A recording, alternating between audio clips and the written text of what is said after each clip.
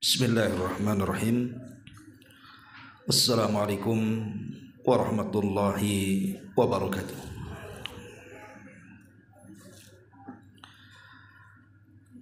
Alhamdulillah. Alhamdulillahilladzi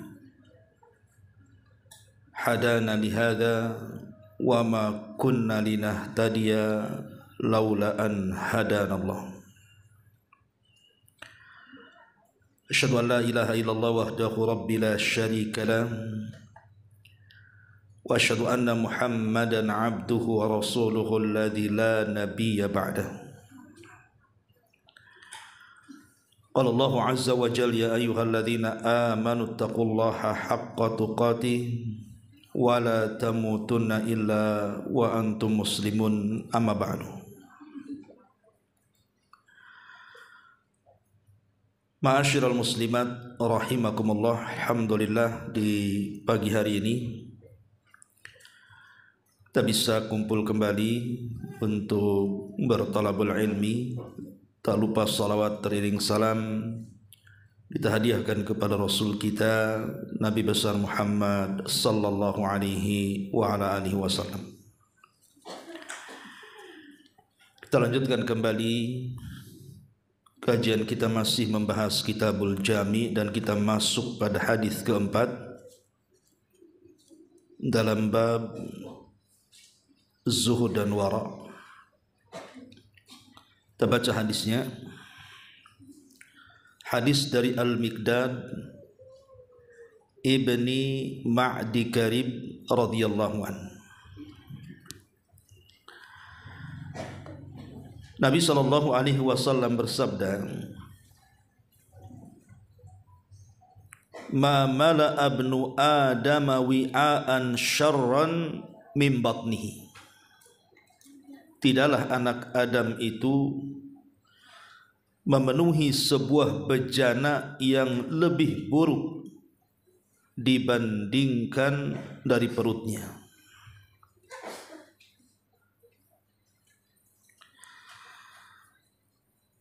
Kemudian Nabi SAW juga mengatakan, bihasbi ibni Adam luqaimatun yuqimna sulbahu fa in kana la mahalata fa thuluthun li ta'amihi wa thuluthun li syarabihi wa thuluthun li nafsihi.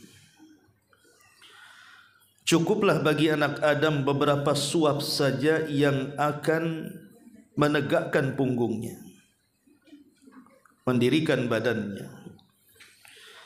Jika dia harus makan lebih banyak, maka hendaklah dia bagi perutnya, di mana sepertiganya untuk makanan, sepertiganya untuk minuman, dan sepertiganya lagi untuk bernafas.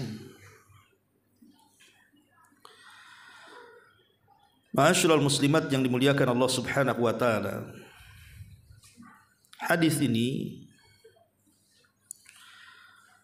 menunjukkan tentang alamatun nubuwah, tanda-tanda dari kenabian Nabi kita Muhammad sallallahu alaihi wasallam yang berkaitan dengan kesehatan, di mana Nabi sallallahu alaihi wasallam mengisyaratkan bahwa sumber dari kesehatan itu dalam badan kita, dari kepala sampai kaki, itu terletak di perut. Makanya Nabi sallallahu alaihi wasallam mengisyaratkan tentang perut. Walaupun makanan atau minuman yang masuk ke perut itu lewat lisan, tapi berkumpulnya di perut. Makanya sebagian para ulama seperti Al-Hafidh Ibnu Rajab ketika memberikan catatan kepada hadis ini, beliau mengatakan hadzal haditsu ku aslu jami' li usulit tibbi kulliha. Beliau mengatakan hadis ini dikatakan aslun jami'un, pokok dasar yang mencakup li usulit tibbi kulliha, kepada seluruh ilmu kesehatan, di mana seluruh ilmu kesehatan itu mereka memandang kepada perut seseorang. Kalau perutnya baik, maka akan menghasilkan kesehatan yang baik. Kalau perutnya tidak baik, maka akan mengakibatkan berbagai macam penyakit tumbuh dalam badannya.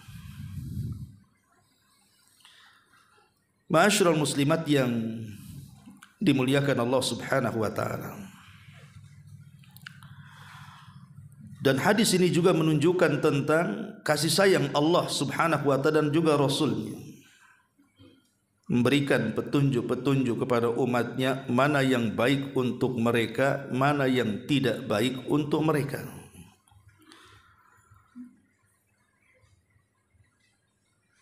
Secara umum kita tahu bahwa Allah Subhanahu wa taala telah memberikan banyak nikmat kepada kita, bahwa perkara makan dan minum itu adalah perkara mubah.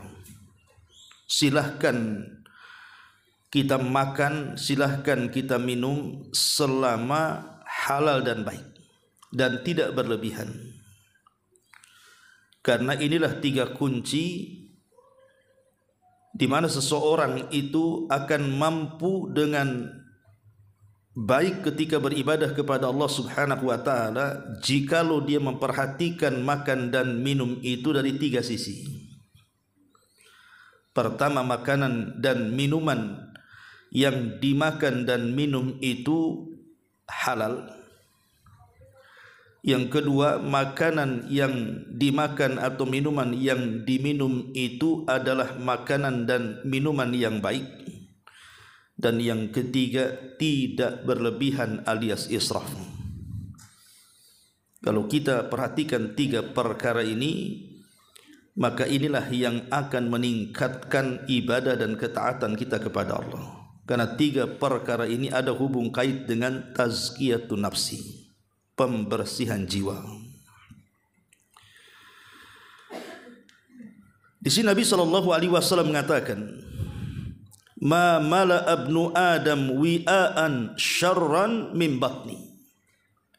Tidaklah anak Adam memenuhi bejana yang lebih buruk dibandingkan perutnya. Bihasbi ibni Adam lukaimatun yukimna sulbahu fa in kana la mahalata fa thuluthun li ta'amihi wa thuluthun li syarabihi wa thuluthun li nafsihi. Cukuplah bagi anak Adam kalau makan itu beberapa suap saja, yang penting bisa menegakkan punggungnya. Jikalau memang harus berlebihan, kata Rasul, maka bagilah menjadi 3. Kasih 1/3 perut ini untuk makan, 1/3-nya untuk minum, dan 1/3-nya untuk bernafas. Dan ini yang pada hari ini, kenapa manusia kemudian banyak sekali timbul macam-macam penyakit yang di zaman Rasul tidak dikenal penyakit itu. Tapi semakin canggih ilmu kedokteran, farmasi, herbal dan yang semacamnya, macam-macam penyakit pula muncul dengan berbagai macam namanya. Lah, salah satu yang menyumbangkan penyakit terbesar itu adalah masalah perut.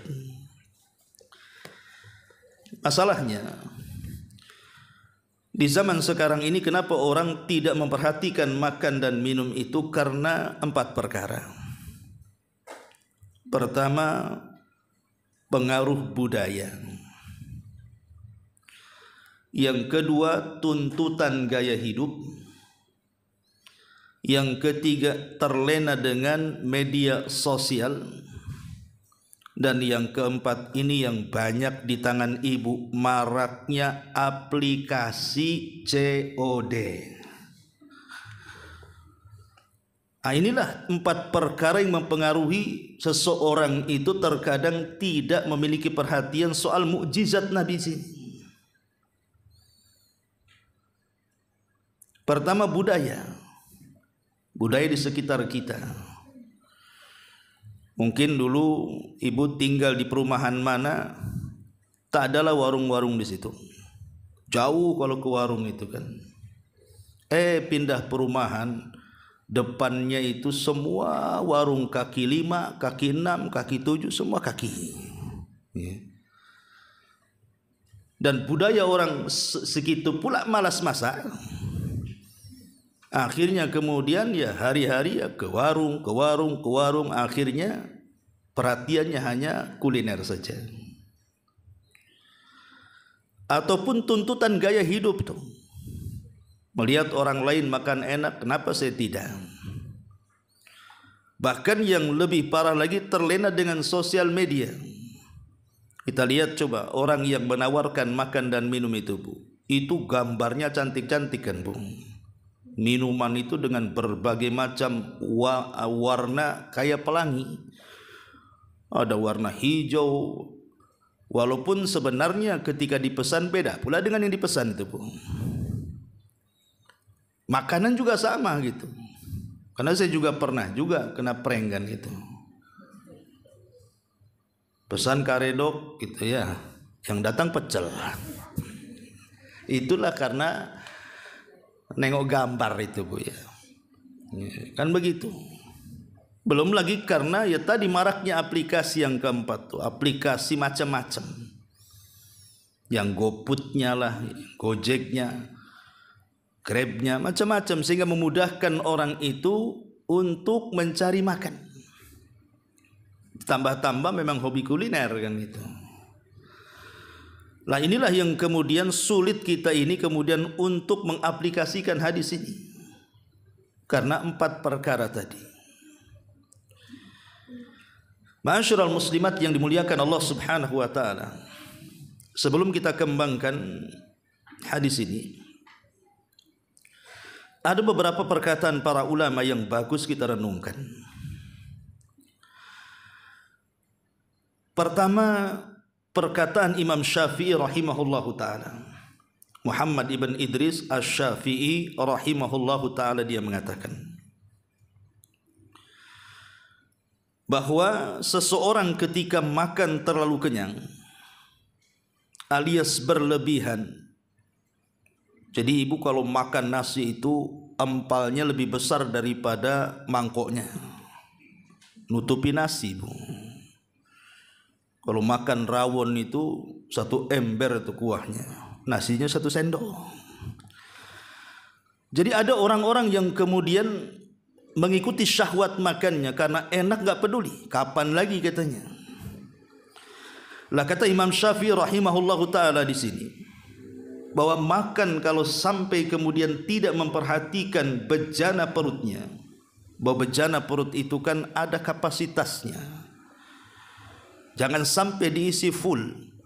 Apalagi makanan itu kemudian memenuhi yang harusnya 1/3 untuk minum, dia penuhi untuk makan. Yang harusnya untuk bernafas, dia kenyangkan pula untuk makan. Maka madaratnya kata Imam Syafi'i rahimahullahu ta'ala, yang pertama yuthqil al-badan, memperberat timbangan badan. Dan memperberat timbangan badan itu tidak ada kebaikan di akhirat sedikit pun. Karena timbangan di hadapan Allah itu bukan soal berat badan dalam timbangan. Sebab kalau itu ukurannya, maka yang gemuk-gemuk itu banyak masuk surga, Bu. Yang kurus pula masuk neraka. Kan masalah, Bu ya. Kalau itu barometernya. Jadi maksudnya adalah gemuk itu bukan sebuah perkara yang menjadikan dia berada di atas kebaikan. Karena di akhirat timbangan bukan itu, tapi timbangan itu dari amalan. Justru sebaliknya, ketika seseorang kemudian sampai obesitas, sampai berat sekali badannya, malas untuk berjalan, maka yang kedua kata Imam Syafi'i, wa yuqsi al-qalba, maka akan mengakibatkan keras hatinya, Bu. Dari mana kita tahu bahwa makan banyak itu mengeraskan hati? Ya, karena kepekaan sosialnya hilang. Kenapa dalam Islam itu ada ibadah puasa? Lah salah satu hikmah yang diuraikan para ulama itu supaya kita merasakan orang-orang yang mereka susah makan. Bagaimana saudara-saudara kita di Palestina yang minum saja harus mengais dari air hujan, ditampung, kemudian disaring supaya bersih, baru kemudian dikonsumsi. Bagaimana sulitnya mereka mencari makanan. Lah orang yang tidak pernah lapar itu Bu, itu pekanya kurang. Makanya mengakibatkan kerasnya hati. Kata Imam Syafi'i, wa yuksil qalba. Ya. Tidak sampai di situ, kata Imam Syafi'i yang ketiga, wa yuzilul fatinata. Wa yuzilul fatina. Fatin itu artinya kecerdasan, bisa menghilangkan kecerdasan. Maka dulu para ulama lihat, kalau kita melihat biografi para ulama itu, ada yang ketika belajar itu sampai lupa makan, sampai lupa makan. Waktu saya dulu juga belajar itu di Yaman, ada beberapa mustafid, guru-guru yang mengajar saya itu kalau sudah duduk di maktabah tuh Bu, dari pagi itu keluar waktu sholat saja, habis sholat tuh balik lagi ke maktabah. Ya sepikir kapan makannya gitu. Jadi rupanya memang perut lapar itu mudah untuk menyerap pemahaman Bu. Tapi kalau perut kenyang itu biasanya sulit. Sulit, bahkan orang bicara saja kadang-kadang kita tidak fokus. Karena bawaannya biasanya ngantuk. Bawaannya itu bukan ke masjid, ke kamar Bu. Ya. Bawaannya itu bukan di atas saja, ada di atas kasur tuh. Kalau orang yang sudah terlalu kenyang itu. Makanya kemudian yang keempat kata Imam Syafi'i, wa yajlibun naum, mengakibatkan mudah untuk tidur. Dan kalau orang sudah ngantuk kemudian tidur karena kekenyangan, biasanya tidur karena kenyang itu agak lama tuh tidurnya itu. Lain dengan tidur karena lapar ya. Sebab kalau tidur di atas kenyang itu biasanya lama. Lah ketika lama tidur itulah banyak kebaikan-kebaikan yang akan luput dari dia. Macam mana orang tidur mau ibadah? Macam mana orang tidur mau hadir di pengajian? Dalam mimpi kan itu. Tidak mungkin. Orang tidur itu dia nggak sadar kan itu. Dia nggak tahu berapa jamnya. Bisa saja mungkin 14 lewat waktu sholat. Makanya kemudian kata Imam Syafi'i rahimahullahu ta'ala, yang keempat bisa mengakibatkan seseorang itu terkalahkan dengan tidurnya. Dan yang terakhir kata Imam Syafi'i, wa yud'if sahibahu anil ibadati, bahkan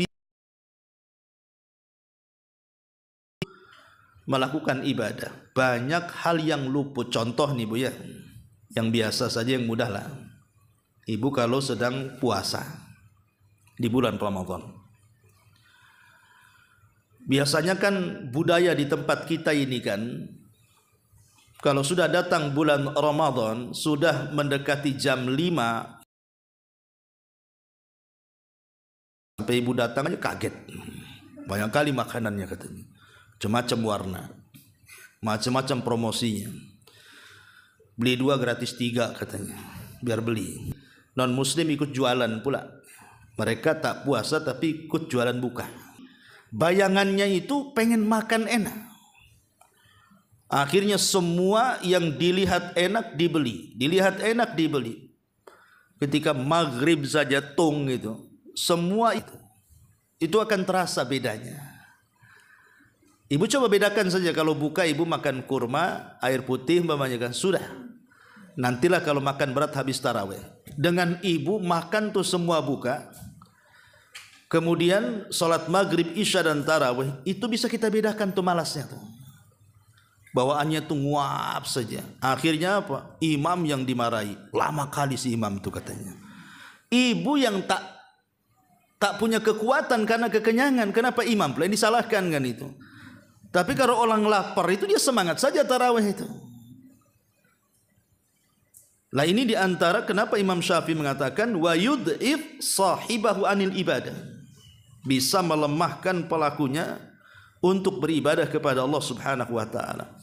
Makanya Ibnu Abdul Bar rahimahullahu taala juga mengatakan bahwa Umar bin Khattab radhiyallahu anhu pernah berkhutbah.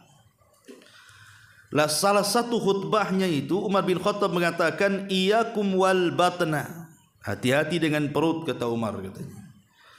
Jangan sampai berlebihan dalam makanan. Fa innaha muqsilatun 'anis salati mu'dhiyatun lil jismi. Karena berlebihan dalam makan dan minum itu bisa membuat malas untuk melaksanakan salat dan akan banyak menimbulkan penyakit di badan, kata Umar. Lihat bagaimana nasihat-nasihat yang indah dari kaum salaf di sini. Ma'asyiral muslimat yang dimuliakan Allah Subhanahu wa taala. Kemudian juga dikatakan oleh Al-Hafidz Ibnu Rajab Al-Hambali rahimahullah tadi mengatakan, qillatul ghada'i tujibu riqqatal qalbi wa quwwatal fahmi wa inkisaran nafsi wa dha'fal hawa wal ghadab wa kathratul ghada'i tujibu didda dzalik. Kata Al-Hafidz Ibnu Rajab rahimahullah tadi mengatakan, sedikitnya makan itu akan menghasilkan kelembutan hati, karena dia akan merasakan kepekaan sosial. Oh begini ya rasanya orang lapar, berarti orang lapar itu seperti itu rasanya. Akhirnya dia pun merasakan apa yang dirasakan saudaranya yang tidak mampu. Akhirnya dia mau menolong saudaranya. Wa quwwatal fahmi, kekuatan pemahaman. Makanya para ulama itu banyak lapar dibandingkan kenyang. Wa inkisaran nafsi, kemudian hatinya mudah terenyuh melihat orang susah maunya bantu saja. Wa dha'fal hawa wal ghadab, dan biasanya sedikit atau bisa meredam hawa nafsu dan kemarahan. Tujibu didzalik, kata Imam Rajab, banyak makan itu justru kebalikan daripada sedikit makan itu. Ini perkataan Hafidz Ibnu Rajab rahimahullahu taala. Kemudian juga Thabit Ibn Qurrah rahimahullah taala mengatakan bahwa dengan sedikitnya makan itu, beliau mengatakan rahatul qalbi fi qillatil athami wa rahatul lisani fi qillatil kalami wa rahatul jismi fi qillatit ta'ami. Kata beliau, ada 3 perkara di antara hal-hal yang bisa menenangkan jiwa kita. Pertama, kata beliau, tenangnya hati itu karena sedikit maksiat. Tenangnya lisan itu karena sedikit bicara, dan tenangnya badan itu karena sedikit makan. Subhanallah, ini perkataan yang luar biasa ya. Jadi kata Thabit Ibn Qurrah itu, tenangnya hati dengan sedikit melakukan dosa. Orang kalau banyak melakukan dosa itu pasti hidupnya akan dipersulit oleh Allah. Hatinya itu tidak pernah tenang, ada saja masalah. Walaupun nampaknya dari segi materi mungkin dia serba kecukupan, tapi kalau hidupnya dipenuhi dengan dosa, nggak akan tenang tuh hidupnya. Yakin 100% itu nggak akan tenang hidup orang yang selalu maksiat kepada Allah Azza wa Jalla. Kemudian yang kedua, warahatul lisan, tenangnya lisan juga karena sedikit bicara. Karena biasanya kalau sudah banyak bicara itu banyak kepelesetnya. Kalau sudah banyak kepelesetnya, banyak dosanya. Kalau sudah banyak dosanya, ya kemana lagi kalau nggak neraka tempatnya. Makanya beruntung orang-orang yang sedikit bicara. Dia hanya bicara ya sesuatu yang manfaat bagi hidupnya saja. Kalaupun bicara menyenangkan orang, bukan menggibah, namimah dan yang semacamnya. Dan yang terakhir, warahatul jismi fi qillatit ta'ami, dan tenangnya badan itu karena sedikit makan, artinya tidak berlebihan. Bukan berarti Bu, makan sampai kenyang itu tidak boleh. Boleh kalau sekali-kali. Boleh kalau sekali-kali Bu. Bukan berarti kita harus lapar aja, enggak. Karena begini, disebutkan dalam Sahih Bukhari dan juga Muslim dari hadis Abu Hurairah radhiyallahu anhu. Jadi satu hari Abu Hurairah ini sedang kelaparan. Dan para sahabat tuh kalau lapar biasanya mengganjal perutnya dengan batu kemudian diikat. Kemudian dia sengaja duduk di pintu Masjid Nabawi. Keluarlah Abu Bakar Siddiq radhiyallahu an. Karena Abu Hurairah kan pantang untuk minta-minta. Tapi masalahnya dia lapar. Cobalah dia bertanya soal agama kepada Abu Bakar. Mudah-mudahan ketika Abu Bakar menjawab, dia melihat kondisi dirinya akhirnya peka mau ngajak makan gitu maksudnya. Tapi setelah dijawab tak peka pula nih Abu Bakar ini. Langsung pergi dia. Ya. Kemudian keluar Umar. Kemudian begitu juga Abu Hurairah itu tanya soal agama kepada Umar dengan harapan Umar peka gitu ya. Bahwa dia sedang lapar, diajaklah main ke rumahnya makan gitu. Rupanya Umar tidak lebih peka dari Abu Bakar juga. Habis dijawab pergi dia. Temenunglah Abu Hurairah radhiyallahu an.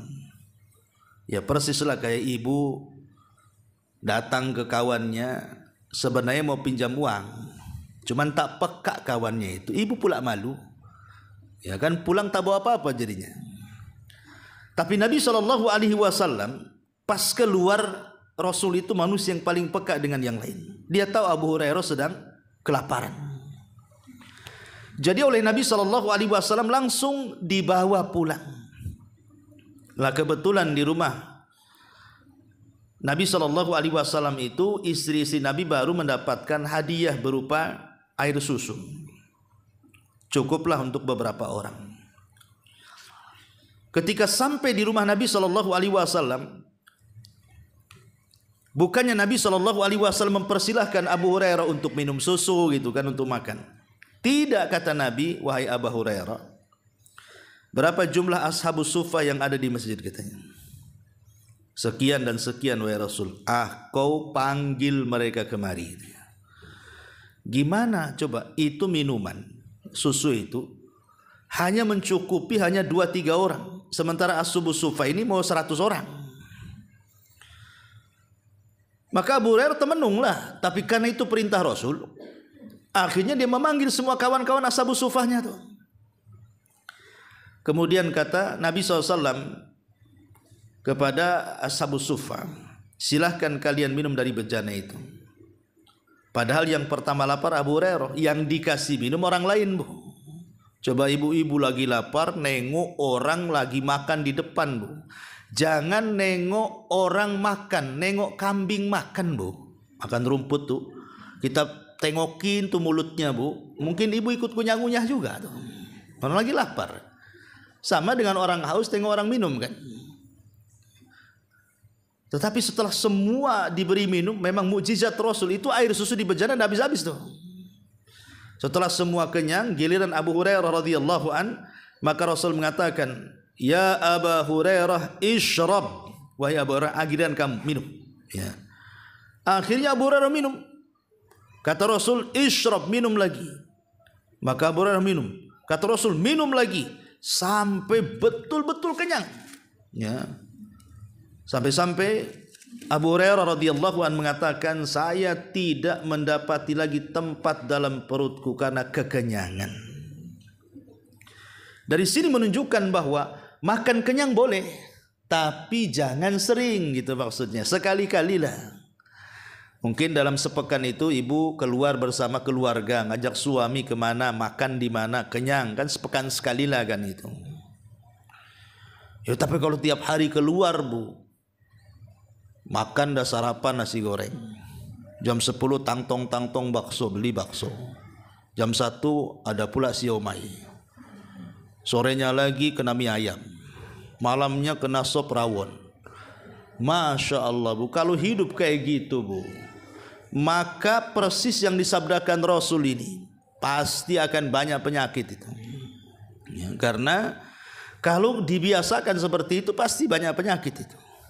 Karena saya pribadi saya itu ya, karena memang ya saya nasihati juga lah kepada, untuk saya pribadi dan juga untuk para ibu-ibu ya, terutama usia-usia yang sudah 40 tahun ke atas lah, biasanya sudah kepala 4 tuh ya kan, karena kepala 4 ke atas ini nih biasanya itu alamat-alamat dekatnya panggilan Allah itu sudah nampak. Nampak dari mana, Bu? Sedikit demi sedikit kenikmatan kita itu dicabut dalam badan kita tuh. Dulu ibu masih usia 20 tahun mau jalan sekilo 2 kilo ngos-ngosannya semenit, Bu.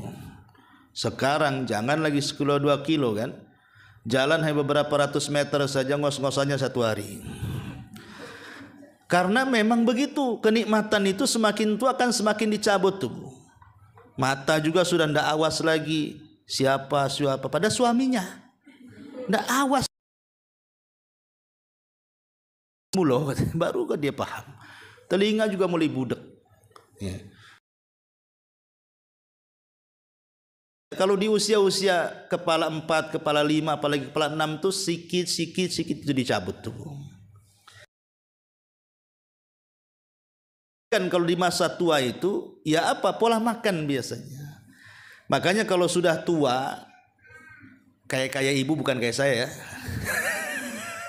Bukan kayak kita. Maksudnya begini, Bu. Jangan sampai menargetkan makan itu dengan menentukan jam. Pamannya kan jam 7 harus sarapan. Nanti jam 2 harus makan siang. Sebab biasanya nih orang yang menentukan waktu itu biasanya, karena saya pribadi pengalaman gitu dulu. Jadi pokoknya jam segini makan, jam segini makan. Itu kalau telat dari situ, itu biasanya kena lambung tuh, kena mah itu. Karena memang sudah terbiasa jamnya masalahnya kan. Maksudnya begini, biasakan makan itu, makan kalau lapar saja. Gak usah ditentukan waktunya. Kalau pas lapar ya masak, ya secukupnya makan. Ya kalaupun masak itu ya tidak harus ditentukan jamnya gitu. Karena itulah yang kemudian disarankan oleh Nabi SAW. Ada hadis, tapi memang hadis ini dilemahkan para ulama. Tetapi secara makna disahihkan hadis ini. Jadi secara lafadznya dhaif hadis ini, tapi secara makna disahihkan oleh para ulama. Jadi ketika Nabi SAW mengirim surat ketika mengajak para pemimpin-pemimpin dunia untuk masuk Islam, salah satunya dikirimnya surat ke Raja Herakli, ke Raja Persia, kemudian juga mengirim surat ke Raja Muqawqus. Muqawqus itu raja yang ada di Mesir. Memang Raja Muqawqus Mesir ini tidak masuk Islam, tetapi dia tidak merobek surat seperti orang-orang Persia merobek surat dakwah Nabi, tidak. Dia menghargai surat itu. Kalau Persia kan merobek suratnya, makanya didoakan oleh Rasul, sebagaimana engkau telah merobek suratku, maka semoga Allah merobek kerajaan, dan Allah kabulkan. Persia tumbang dan tidak ada Persia sampai kiamat. Lah Raja Muqawqus dan juga Raja Herakli ini menghormati surat Nabi. Cuman Raja Muqawqus Mesir ini, walaupun dia tidak masuk Islam, tapi dia mengirim hadiah. Mengirim hadiah 2 budak dan 1 dokter. Lah 2 budak inilah yang namanya pertama Sirin, yang kedua Maria Qibtiyah. Adapun Sirin oleh Rasul diberikan kepada Hasan ibn Thabit, juru bicaranya. Adapun Maria Qibtiyah diambil Nabi, kemudian digauli dan punya anak Ibrahim. Adapun dokter, maka Rasul menyuruh untuk pulang lagi ke Mesir. Kata Rasul, kami tidak perlu dokter katanya. Kemudian Rasul mengatakan, di sini syahidnya, nahnu qaumun la na'kul hatta naju wa idza akalna la nasba'. Kata Rasul, kami adalah kaum yang tidak makan sehingga lapar, kan sampai kenyang. Kata Rasul apa? Kami adalah kaum yang tidak makan sehingga kami lapar, dan ketika kami. Memang hadis ini dilemahkan para ulama, tapi secara makna sahih. Ulama mensahihkan hadis ini, bahwa kami kaum yang tidak akan pernah makan sampai lapar. Lah ini juga ada syahid di sini, Bu. Terkadang kan kalau ditentukan jamnya, Itu belum lapar karena sudah jamnya. Padahal laparnya belum, ya lapar tapi masih bisa ditahan-tahan, makan lagi. Itulah yang mengakibatkan banyak penyakit. Ya ini pandangan saya, tak tahu ya kalau pandangan dokter-dokter ya. Ya cuman saya membaca di beberapa keterangan para ulama istimbatnya seperti itu. Ya saya kira tidak ada bertentangan lah kalau soal makanan itu pasti ahli tib dan kesehatan pun sepakat bahwa kekenyangan dalam makan itu pasti tidak baik. Ya. Ma'asyiral muslimat yang dimuliakan Allah Subhanahu wa taala. Ada sebuah hadis yang bagus sekali yang menopang hadis ini. Hadis ini dari jalur sahabat Ibnu Umar, Jabir bin Abdullah, Abu Hurairah radhiyallahu an dan beberapa sahabat yang lainnya. Nabi mengatakan begini. Al-kafir ya'kulu fi sab'ati am'a wal mu'min ya'kulu fi ma'in wahidin.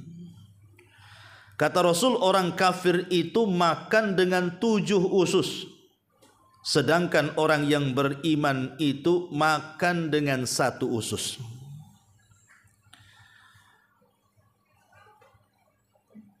Apa maknanya di sini?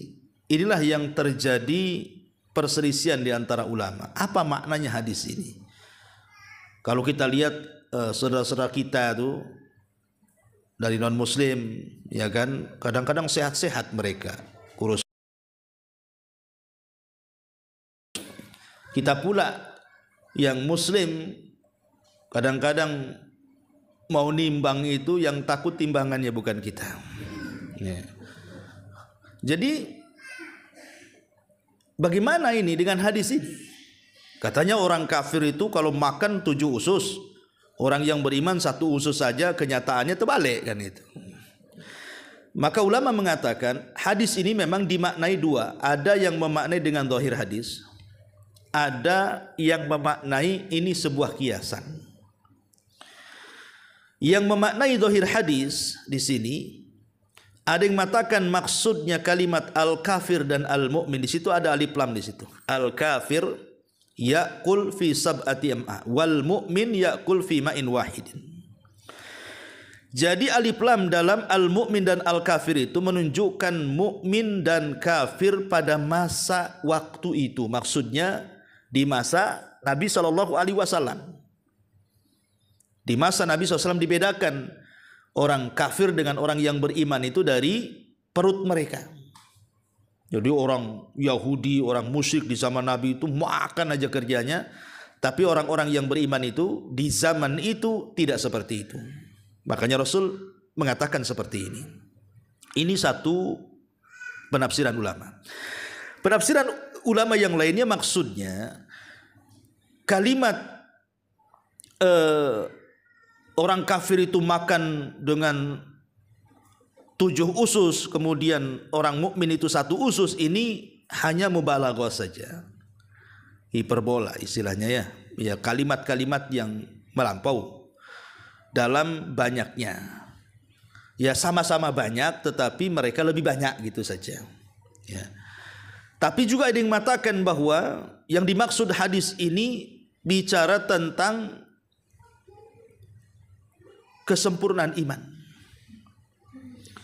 Maksudnya mukmin yang sempurna, tidak semua mukmin. Jadi orang-orang yang betul-betul beriman itu maksudnya maka makannya sedikit.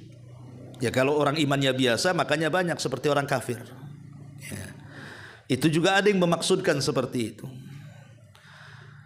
Tapi juga ada yang memahami secara zahirnya, kebanyakan orang kafir itu memang makan aja kerjanya.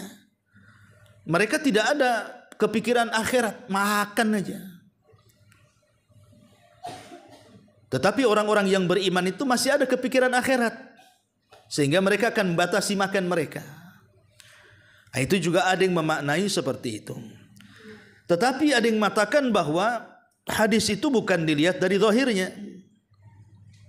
Di sini Nabi SAW hanya memberikan permisalan orang-orang yang beriman. Maksudnya itu lebih zuhud dibandingkan orang kafir. Jadi hadis itu bicara tentang zuhud. Jadi orang yang beriman itu jauh lebih zuhud dibandingkan orang kafir. Karena orang yang beriman itu ada harapan akhirat, sementara orang kafir tidak ada harapan akhirat. Itu juga ada yang mengatakan seperti itu. Ada juga yang bicara tentang masalah halal haram. Orang yang beriman itu pasti perhatian dengan yang halal, sementara orang kafir itu tidak peduli halal haramnya. Tapi dari sini kita tahu dari banyak penafsiran para ulama di sini. Di sini nyambung dengan bab yang kita kaji tentang zuhud. Tentang zuhud gitu ya. Artinya orang yang sedikit dia makannya, maka akan dekat dengan zuhud dibandingkan orang yang banyak makan. Di mana orang yang sedikit makan itu akan mudah ibadah dibandingkan orang yang banyak makan akan sulit ibadah. Baik, kita kembali kepada hadis yang kita baca di sini. Nabi SAW mengatakan, ma mala abnu Adam wi'a asyarran min batni. Tidaklah anak Adam itu memenuhi bejana yang lebih buruk dibandingkan perutnya. Bihasbi ibni Adam luqaimatun yuqimna sulbahu fa in kana la mahalata fa thuluthun li ta'amihi wa thuluthun li syarabihi wa thuluthun li nafsihi. Cukuplah bagi anak Adam ini beberapa suap saja. Kalau memang harus berlebih makan, maka gunakan sepertiga makan, sepertiga minum, dan sepertiga untuk bernafas.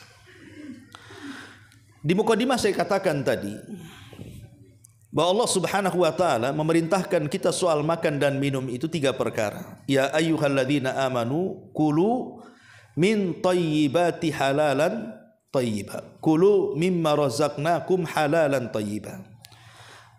Makanlah dari apa yang kami rizkikan kepada kalian pertama yang halal. Jangan makan yang haram, baik secara zatnya ataupun secara penghasilannya. Zatnya halal tapi hasil belinya hasil haram, sama juga haram. Karena memakan makanan selain yang halal itu bisa mempengaruhi hati. Ini yang pertama.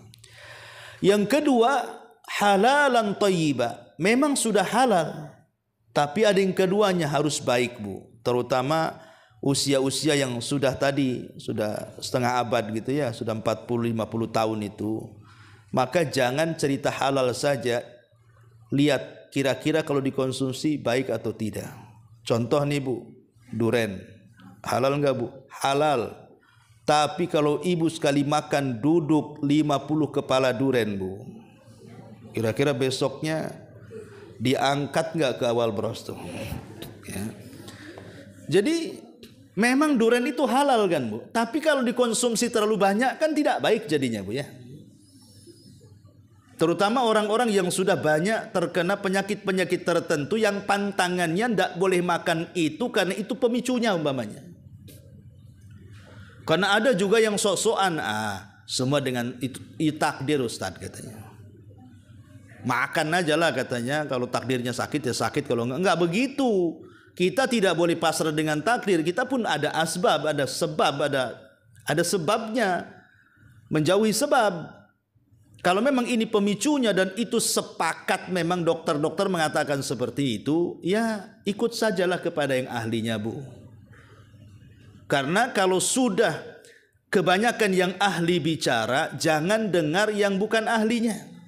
Contoh nih Bu, ada 100 insinyur dengan 5 orang ustadz berselisih pendapat tentang hukum wudu. Kira-kira Bu, yang ibu pilih 5 ustadz apa 100 insinyur? Ya yang 5 ustadz lah Bu. Kalaupun 100 insinyur, kalau bego agama Bu apa kan begitu? Artinya kita ikut yang pakarnya. Beda kalau bicaranya ini 5 ustadz berselisih, atau mungkin 100 ustadz berselisih dengan 10 insinyur bicara soal konstruksi bangunan. Ya ustadz tahu apa, kecuali kalau dia ngerangkap ustadz sama insinyur kan itu. Lah, kalau dokter memang sudah mengatakan bahwa ini pemicunya, datang pula sok-sokan kan gitu. Anda makan aja katanya. Ya enggak bisa, kita harus mengikuti yang ahlinya. Fas'alu ahla dzikri in kuntum la ta'lamun. Tanya orang ahli. Nah kalau seandainya makan ini pemicunya kemudian memang ini makan baik, Umpamanya kayak saya ini punya asam urat gitu Bu ya. Kata dokter tidak boleh makan pink, makan usus. Kalau berlebihan pasti akan kumat tuh. Memang betul kalau berlebihan berkumat memang. Nah, maka yang seperti ini jauhi, karena belum tentu yang halal itu kalau dikonsumsi jadi baik gitu maksudnya. Halal sih halal, tapi juga kalau tidak baik untuk kesehatan jangan dikonsumsi. Ini yang kedua. Yang ketiga, okelah ini sudah halal, ini sudah baik. Tapi kalau sampai israf berlebihan, di mana jatah sepertiga minum diisi makanan, jatah sepertiga nafas diisi makanan, ini juga tidak lebih baik. Ya, makanya 3 perkara itu penting diperhatikan. Kata Nabi SAW di sini, fasulusun li ta'amihi, wa sulusun li syarabihi, wa sulusun li nafsihi. Ya ini memang kalau bicara soal kuliner di zaman sekarang sih memang agak sulit lah kan begitu. Karena saya lihat khususnya para umahat ini banyak keluhan dari para ikhwan, para suami. Katanya istri saya tak pandai jaga badan katanya. Ya tak tahu juga lah. Ya mungkin kalau ibu masak itu lebih banyak masak kesukaan ibu dibandingkan suami mungkin ya. Jadi suaminya tengok nggak enak, ibu pula yang menghabiskan. Nah, jadi ini di antara faedah yang bisa kita petik dari hadis yang keempat dari bab zuhud dan wara ini. Baik, sampai di sini Bu. Silahkan kalau ada yang mau bertanya.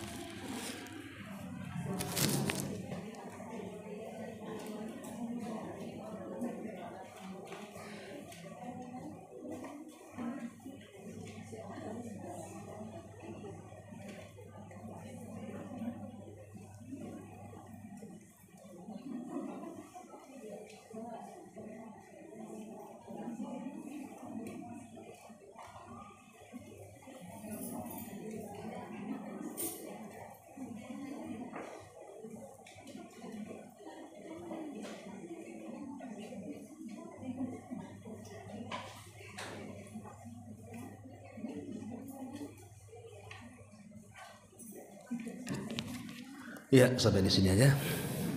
Subhanakallahumma bihamdika asyhadu an la ilaha illa anta astaghfiruka wa atubu ilaik. Allahu ta'ala alam. Assalamualaikum warahmatullahi wabarakatuh.